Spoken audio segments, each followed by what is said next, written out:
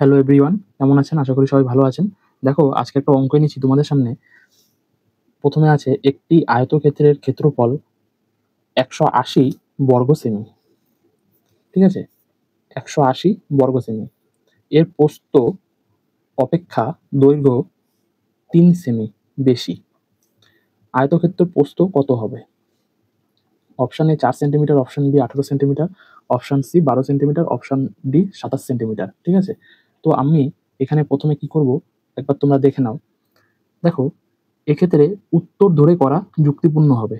হ্যাঁ, উত্তর ধরে করা যুক্তিপূর্ণ হবে এর কথাটি মানে, অর্থাৎ যদি প্রস্থ ১২ ধরি, যদি প্রস্থ আমি ১২ ধরে যদি করি অপশন টেস্টের মধ্যে, ঠিক আছে? এই ৪ টা অপশন টেস্টের মধ্যে যদি আমি ১২ দিয়ে ধরে করি, তাহলে দৈর্ঘ্য হবে কত হবে বলো তো? এখানে দৈর্ঘ্য ১২ প্লাস ৩ ১৫। ১৫ আসলো। এই ১৫ আসার পর তারপর তুমি কি করবে? এই যে এদের যেটা চেয়েছে বর্গ সেমি, ১৮০ বর্গ সেমি এবং ৩ দৈর্ঘ্য সেমি। ঠিক আছে? এবার তুমি কি করবে? ১২ ইন্টু ১৫